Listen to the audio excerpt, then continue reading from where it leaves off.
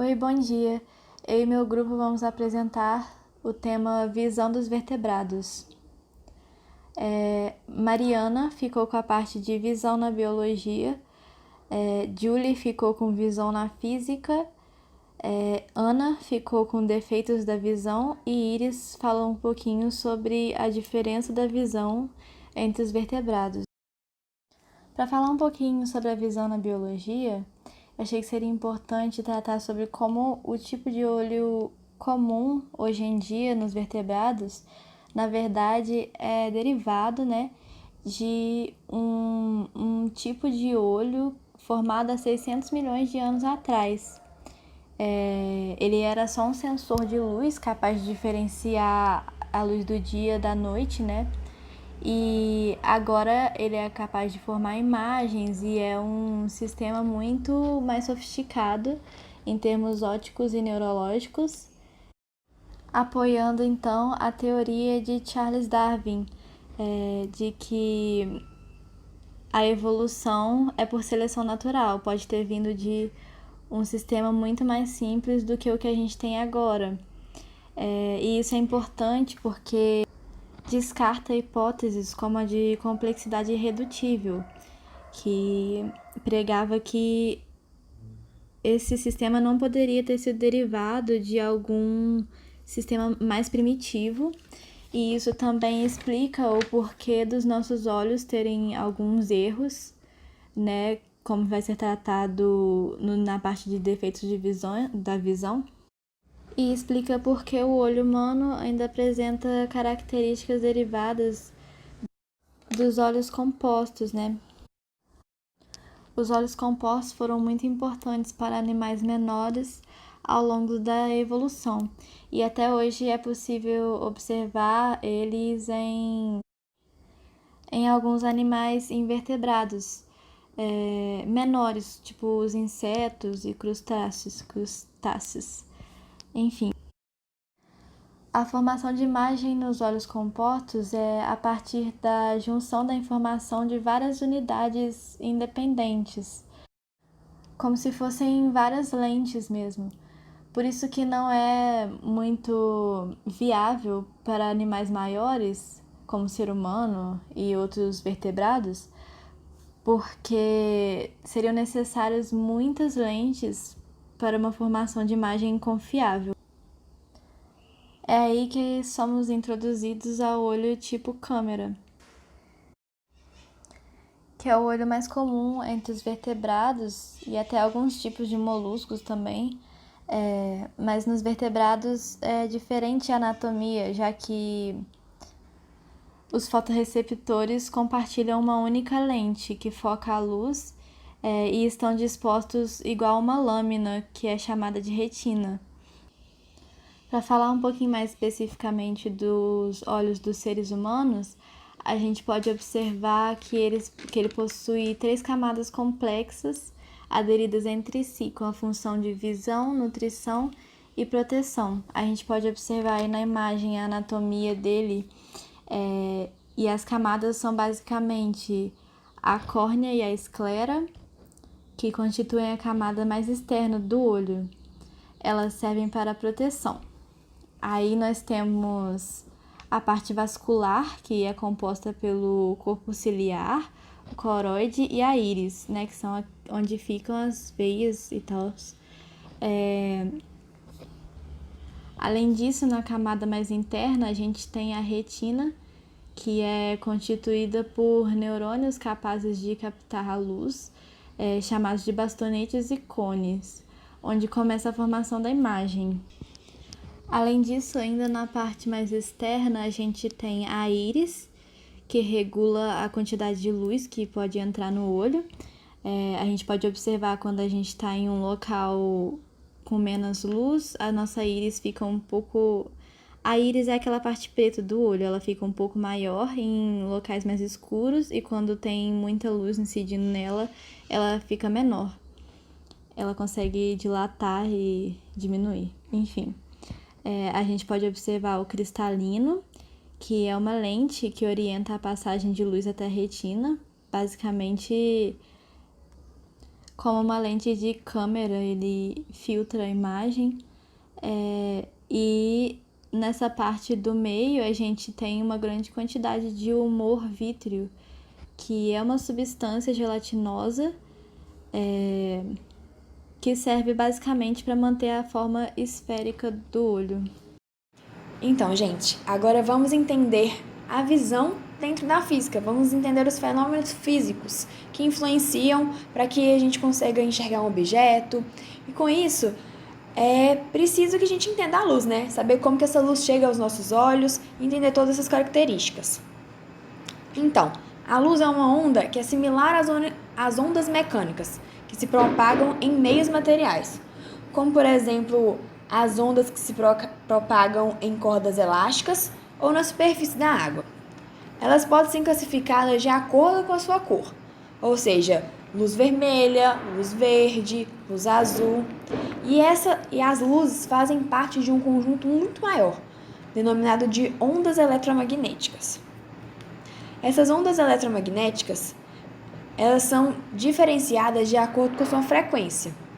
E a frequência seria a oscilação entre o campo elétrico e o campo magnético. Dessa forma, com a diferenciação de frequência, uma luz pode ser vermelha, pode ser azul, pode ser verde, pode ser amarela. De acordo com a sua frequência, ela pode ter uma cor específica, né? Se diferenciarem nesse meio. Elas estão dentro desse conjunto, né, de ondas eletromagnéticas, que estão juntos também os raios infravermelhos, ultravioleta, raio-x, raio gama, ondas de rádio, né? Como podemos exemplificar, né? A velocidade da propagação da luz é algo que também devemos muito ressaltar, que é 3 vezes 10 a quinta quilômetros por segundo, o que é muito rápido, né, gente? Então, vamos entender aqui como que funciona o nosso mecanismo de observar um objeto, ver um objeto. Os objetos, ao receberem a luz de alguma fonte luminosa, que pode ser o sol, as estrelas ou uma lâmpada, refletem-na em direção aos nossos olhos. Então, como a gente pode entender aqui no exemplo da imagem aqui embaixo, a lâmpada, ela transmite a luz que bate no objeto, o objeto reflete a luz que chega aos nossos olhos, certo? E esses objetos, eles possuem várias cores, e todas essas cores de todos os objetos, todas as cores maravilhosas que a gente vê, elas dependem de 3 fatores. Dependem da luz que ilumina o objeto, do próprio objeto e do observador. Ou seja, né, vamos por parte. Em relação à luz, pode estar incidindo uma luz monocromática, quando é constituída de apenas uma cor, e uma luz policromática, quando é constituída de luzes de cores diferentes. E aí um exemplo de luz monocromática é aquela luz azul de laser que a gente usa muito. E um exemplo de luz policromática é a luz branca, que é a luz do sol, certo? Então, como podemos observar, a luz branca é a junção de todas as cores, né? Outra coisa que influencia também muito na cor é o próprio indivíduo, é o olho, né? Que uma pessoa, ela pode ver uma cor de uma maneira diferente da sua. Um azul, para mim, pode ser um tom mais claro, pode ser, como por exemplo, muita gente diverge em falar que isso é azul claro, azul marinho. Não, isso é verde marinho. Tudo isso diverge muito, né? Porque as pessoas veem as cores de maneiras diferentes. E o que influencia nessa visão das pessoas são os cones dos bastonetes. Os bastonetes são mais sensíveis à intensidade da luz, enquanto os cones diferenciam as diversas cores que incidem sobre a nossa retina, né?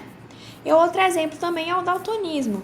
Algumas pessoas não verem os daltônicos, né, não veem cores que pessoas que não são daltônicas enxergam, né? Então, a pessoa influencia muito na cor do objeto. E os corpos opacos, né?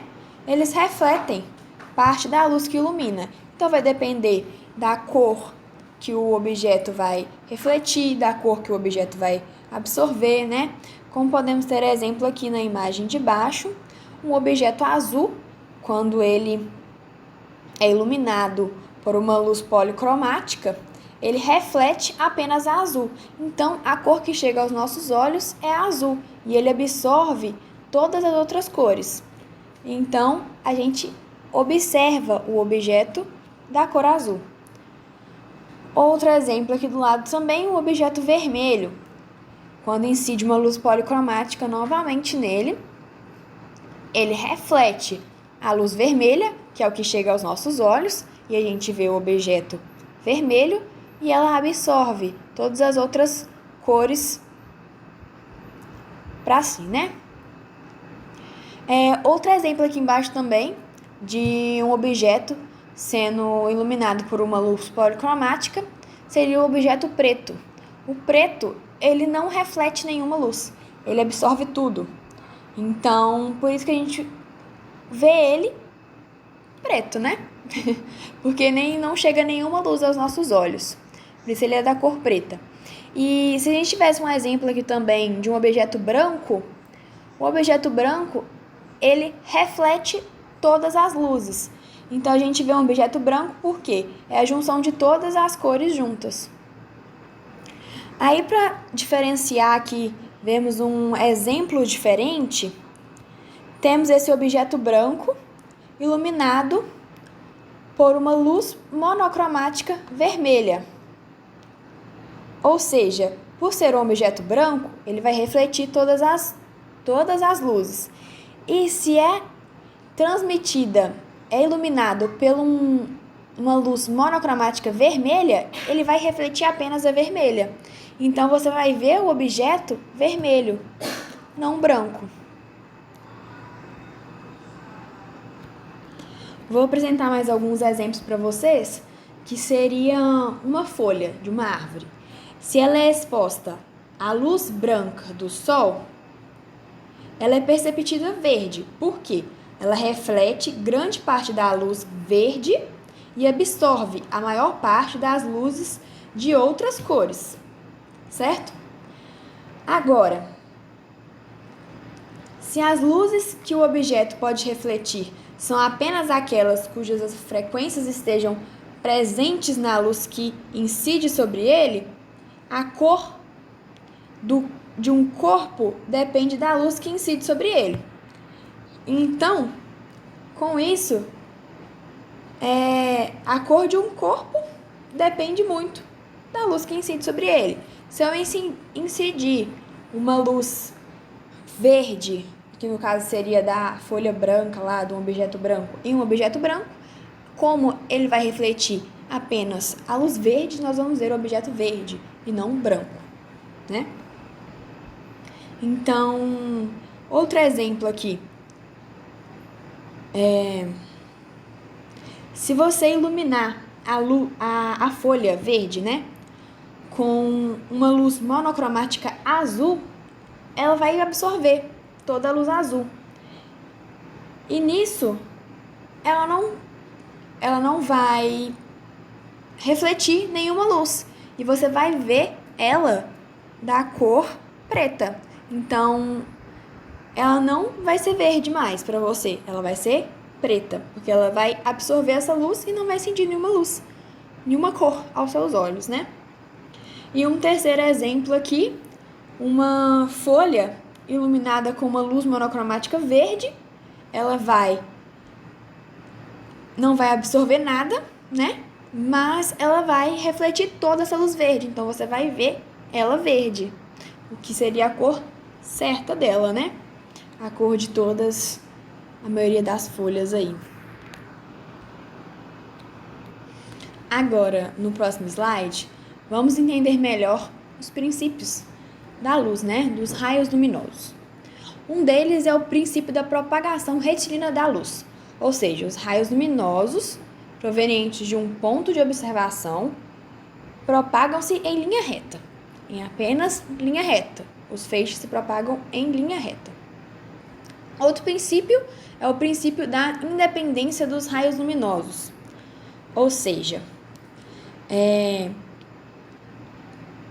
quando um ou mais corpos de luz se cruzam, como temos o exemplo aqui embaixo dos feixes de luz rosa, verde e azul, né?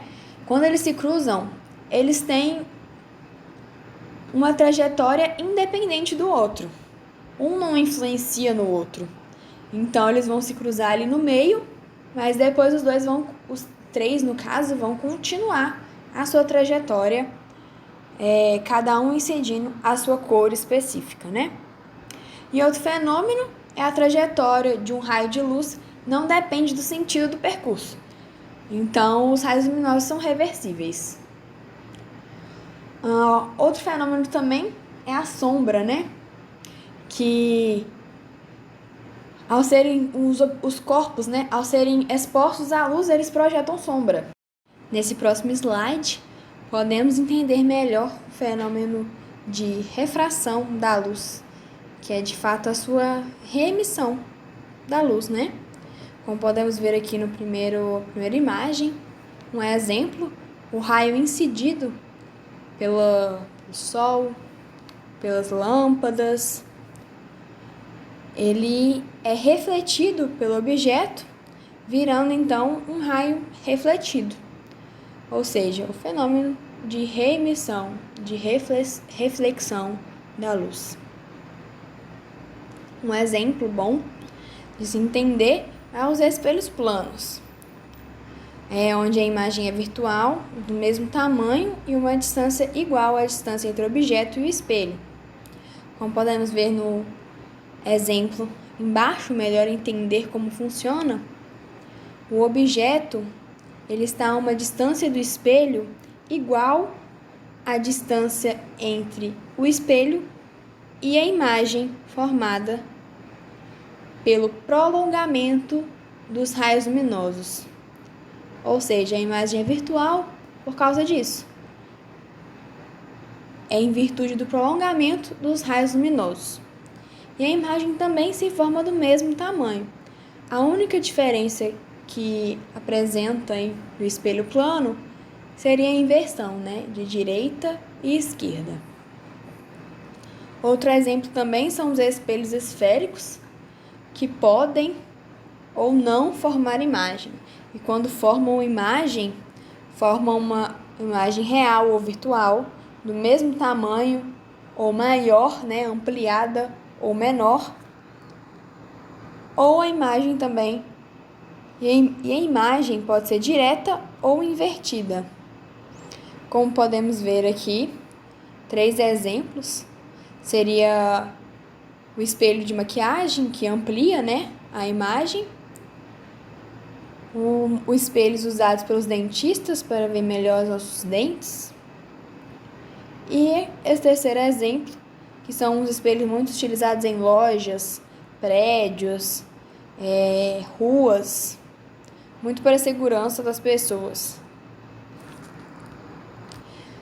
Nesse próximo slide, então, nós vamos entender outro princípio, que é o princípio da refração da luz. Ela consiste, né, na variação do módulo da velocidade de propagação da luz, que passa de um meio transparente para outro meio de propagação. Um exemplo que podemos ter aqui seria, também relembrando, nesse exemplo podemos relembrar o fenômeno de reflexão, em que o raio incidente é refletido. Porém, quando o meio é transparente, o raio incidente também pode ser refratado. E dessa forma, quando ele passa de um meio para o outro, tendo essa variação de velocidade, sendo ela maior ou menor que o meio que ela já estava, ele vai sofrer uma mudança. Ele vai ser refratado, né? De um meio para o outro. Um exemplo muito típico aí que usamos são as lentes, que acontece esse fenômeno de refração da luz. As lentes elas podem ser convergentes, quando elas convergem a um ponto específico os raios luminosos, né? Ou ela pode ser divergente, quando ela diverge esses raios. As lentes elas podem formar imagens reais ou virtuais, ampliadas ou reduzidas, e por isso pode ser usadas em diversos dispositivos ópticos. Dois exemplos que eu coloquei aqui nesse slide foram as lentes muito usadas pelas pessoas, né, para enxergar, as lentes de olho e as lentes usadas em óculos também, que de acordo com o que a pessoa precisa, elas são diferentes, em graus diferentes, né? Outro exemplo também aqui contido nesse slide é a lupa, que é um exemplo de lente que aumenta, né? Aumenta o que estamos vendo. Então, podemos ver aqui alguns dos instrumentos ópticos muito utilizados pelos seres humanos e um dos instrumentos ópticos que é específico do ser humano, né? Um exemplo que seria o olho humano. Outro exemplo seria a lupa, as câmeras fotográficas, filmadoras, projetores e os microscópios de luz. Como podemos ver aqui na primeira imagem, né? Isso seria como se forma a imagem de um objeto quando ele é visto em uma lupa ou um microscópio simples. A imagem ela é maior, né? E é necessário uma lupa que tenha lentes convergentes para se ver o objeto. Numa câmera fotográfica, né? Também usa-se lentes convergentes. Porém, o objeto ele é formado invertido, né? Uma especificidade nas câmeras. Outro exemplo é a luneta de Galileu, que se usa duas lentes, uma convergente e uma divergente, em que o objeto formado é ampliado e ele é muito distante em relação a todos os outros exemplos que estamos citando aqui. Está muito distante da pessoa, né? Ele é ampliado várias vezes. Outro exemplo são os projetores. Da mesma forma das câmeras, ele faz uma imagem invertida. Usa-se uma lente convergente também. E isso. Agora, vamos entender melhor, então, como funciona um dos instrumentos ópticos que mais usamos, que seria o olho humano, né? Como já foi apresentado, o olho é constituído por uma íris, uma córnea, um cristalino, uma retina e um nervo óptico, que são aí o que influencia, né, na visão, que é nessa formação dessa imagem, que faz a gente ver, enxergar. Podemos citar aqui o conjunto córnea e cristalino, que é um sistema de lentes convergentes. Elas são responsáveis pela formação da imagem. A retina, ela é um anteparo fotossensível, onde a imagem se forma. Então, é na retina que a imagem do objeto é formada. Podemos ressaltar também que cerca de 70% da refração ocorre na córnea. O cristalino, sob a ação do músculo ciliar, muda sua curvatura, permitindo que a distância focal do sistema seja alterada. Dessa forma, a imagem se forma exatamente sobre a retina. Então, dependendo do que a pessoa, onde ela está focando, se é um local mais distante ou algo mais perto do seu rosto, dos seus olhos, a curvatura do cristalino modifica para se adequar a esse sistema, né? O nervo óptico, que é ligado à retina, envia a imagem ao cérebro e a quantidade de luz que penetra no olho é controlada pela íris. Uma espécie de diafragma que tem uma pequena abertura no centro, denominada pupila. Então, se estamos em um lugar muito luminoso, nosso olho não vai gostar.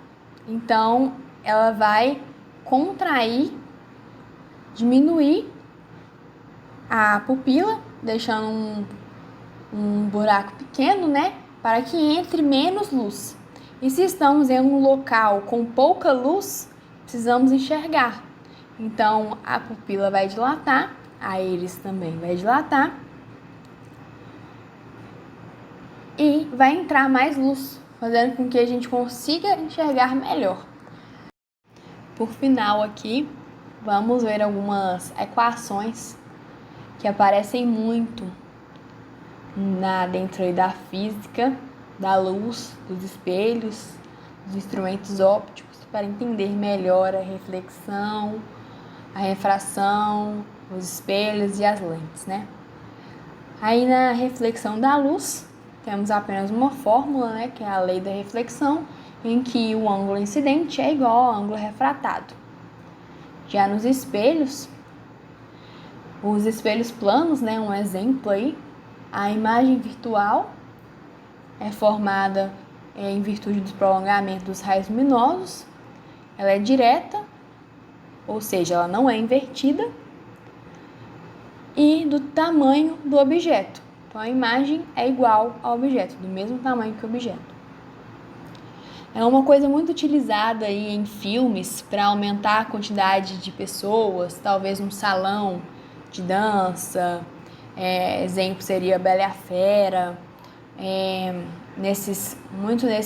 para fazer exércitos, para aumentar a quantidade de pessoas, são a associação de espelhos planos, né?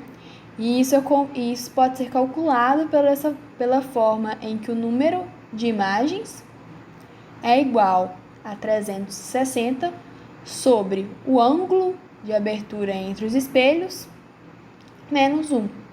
Então, a gente descobre qual é o ângulo que temos que usar nos espelhos para formar o tanto específico, a quantidade específica de imagens que queremos, né? Outro exemplo aqui são os espelhos convexos e lentes convergentes, em que a imagem ela é virtual, direta e menor que o objeto, ou seja, virtual formada de novo pelo prolongamento dos raios luminosos, direta, ou seja, não é invertida, e menor que o objeto, ou seja, a imagem formada ela é menor do que o próprio objeto em si, né? Outra equação muito utilizada aí é a equação de Gauss, né? Onde 1 sobre a distância focal é igual a 1 sobre a distância da imagem mais 1 sobre a distância do objeto. Muito utilizada aí para fazer questões, né, vestibulares e muito mais. E uma equação também para descobrirmos a ampliação, quantidade aí da ampliação, né, do espelho, em que a ampliação é igual a distância focal sobre a distância focal menos a distância do objeto. Utilizada aí também nessas questões em Enem, em vestibular muito utilizado também pelo PISM, né? Muito de nós fizemos. Agora vamos, nesse próximo slide, ver algumas das formas da refração da luz.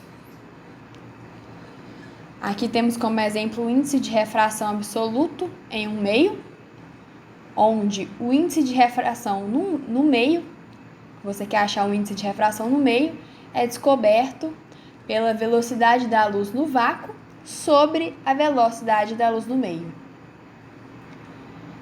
Outra equação muito utilizada também é a lei de Snell-Descartes. Desculpa aí, professor, se eu estiver falando errado, mas ela é muito para encontrar a incidência de refração no meio 1, de acordo com o meio 2, e muito utilizada aí também nos nossos vestibulares, onde o índice de refração do meio 1 vezes o ângulo de incidência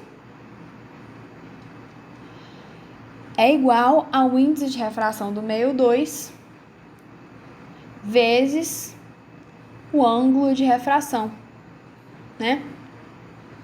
Em que pode ser usado, pode ser descoberto aí, pode ser pedido, no caso, num exercício, o índice de refração do meio 1 e te dar todas as outras informações, ou te pedir o ângulo de incidência do meio 1, ou talvez o ângulo de incidência do meio 1 não, né, gente? O ângulo de incidência.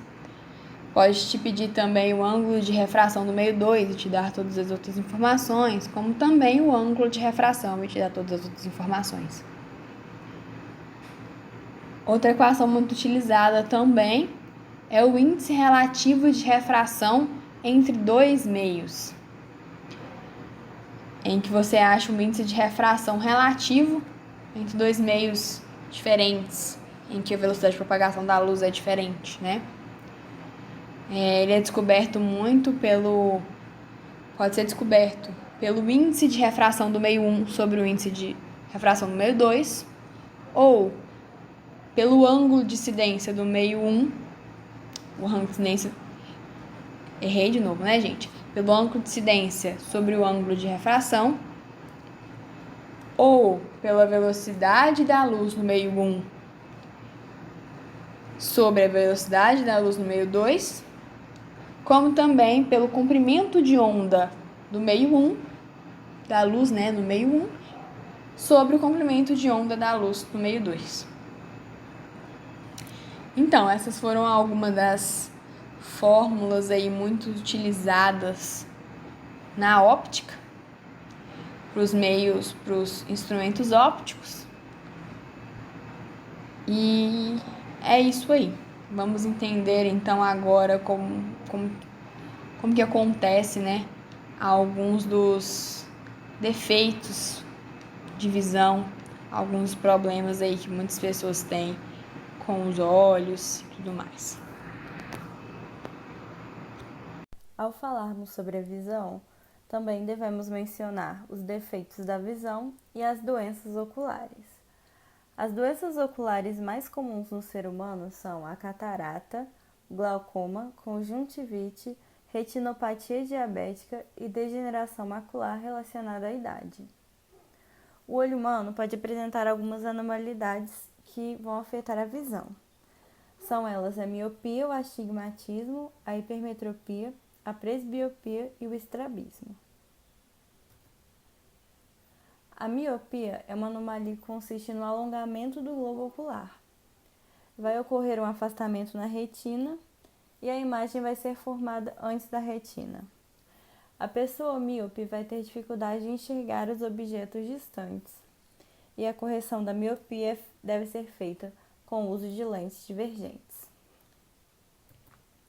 O astigmatismo ocorre quando as superfícies que compõem o globo ocular apresentam diferentes raios de curvatura. A pessoa que apresenta o astigmatismo terá a visão embaçada e a correção é feita por lentes cilíndricas. A hipermetropia é um defeito no qual ocorre a diminuição do globo ocular. A imagem vai ser formada além da retina. A pessoa com hipermetropia tem dificuldade de enxergar os objetos próximos, e a correção dela é feita através de uma lente convergente.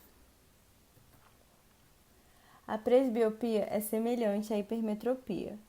Ela vai ocorrer com o envelhecimento, que gera relaxamento nos músculos. Em alguns casos, também pode ter problemas de visão à distância. A correção é feita pelo uso de lentes bifocais. O estrabismo consiste no desvio do eixo óptico do globo ocular. A correção é feita com o uso de lentes prismáticas.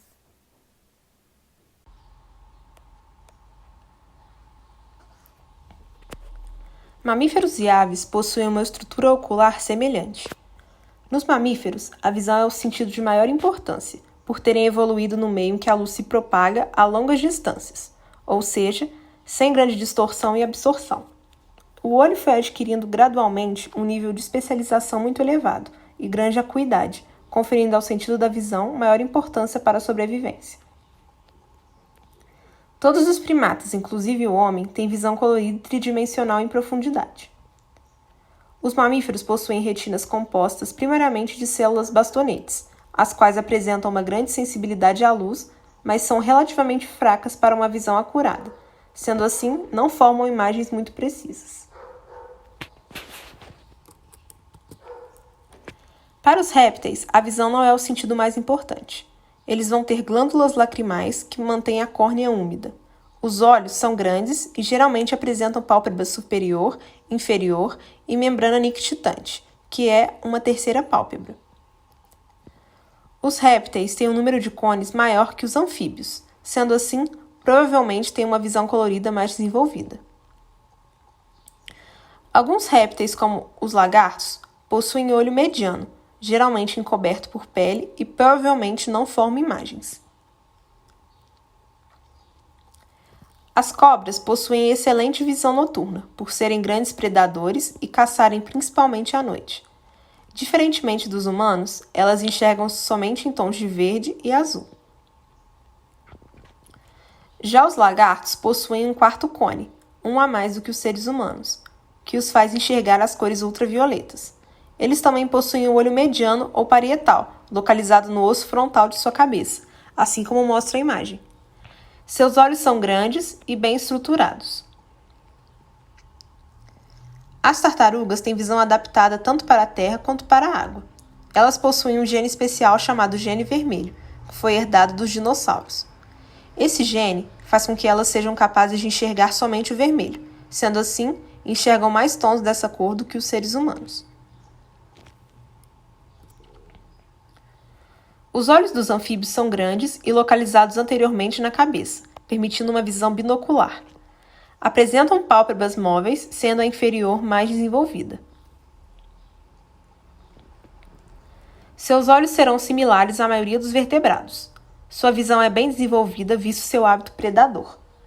Os olhos são mantidos úmidos por meio de uma secreção proveniente da glândula Harder.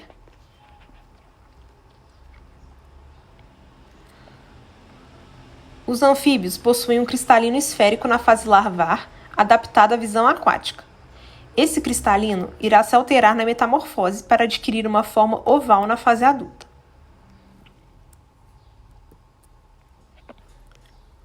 Os pássaros podem enxergar de maneiras diferentes, dependendo da posição onde estão localizados os seus olhos. Os olhos laterais do corpo fazem as aves possuírem um maior campo de visão, ou seja, conseguem enxergar sem precisar virar o rosto. Já as que têm os olhos frontais precisam estar sempre virando o pescoço, assim como a coruja. A visão monocular é obtida com apenas um olho, que, apesar de aumentar o campo de visão, prejudica a profundidade. Já a visão binocular é a visão que utiliza dos dois olhos. Isso diminui o campo de visão, mas melhora a noção de profundidade. Para entender esses dois tipos de visão, basta observar o ambiente com os dois olhos abertos. Em seguida, tape um de seus olhos e depois troque o olho que está fechado. Você perceberá que algumas coisas, principalmente as mais distantes, parecem mudar ligeiramente de um lado para o outro. Essa é uma visão monocular, Por isso, a profundidade e a localização das coisas no espaço fica menos precisa. Os pássaros possuem 4 tipos de célula cone, uma a mais do que os seres humanos. Sendo assim, podem enxergar cores ultravioletas.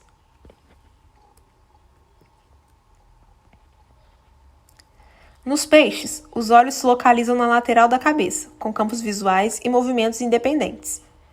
Eles não possuem pálpebras e glândulas lacrimais. Isso é importante para o comportamento alimentar deles, já que eles enxergam por contraste entre a água, a luz e o alimento. Assim como as aves, possuem um cone a mais do que os humanos. Sendo assim, também são capazes de enxergar cores ultravioletas. Essa característica é muito útil na hora de se alimentar em águas escuras. A maioria dos fotorreceptores são bastonetes, existindo poucos cones. Seu cristalino é esférico, denso e espesso, e uma córnea quase plana. Deixamos anexado a essa apresentação um vídeo explicando melhor sobre como os peixes enxergam embaixo d'água. Como os peixes enxergam debaixo d'água? Quando mergulhamos com os olhos abertos, tudo fica desfocado. Como a água tem uma densidade maior que o ar, o feixe de luz, ao penetrar na água, é refratado e deslocado. Portanto, a imagem não alcança com exatidão a retina no olho humano, como no ar, mas atrás dela e acaba embaçada. Para compensar isso, usamos óculos de mergulho. E os peixes? Os olhos deles têm lentes esféricas e rígidas. Assim, eles podem ver tudo claramente até 1 metro de distância. Para ver coisas mais distantes, eles puxam a lente para dentro do olho. Geralmente não conseguem ver muito longe, mas isso não é tão importante para eles. Além disso, os peixes têm visão panorâmica, já que seus olhos são bem separados. As câmeras fotográficas imitam parte desse efeito com as lentes olho de peixe. E os peixes conseguem enxergar mais cores do que os seres humanos. Além dos receptores para vermelho, verde e azul, os peixes também possuem um receptor para luz ultravioleta. Em águas escuras, eles podem enxergar melhor sua presa, que brilha com cores vibrantes. Os pescadores usam essa habilidade dos peixes em iscas. A propósito, os peixes também conseguem distinguir rostos humanos. Isso foi demonstrado em um estudo com peixes arqueiro. Eles disparam um jato de água para pegar insetos.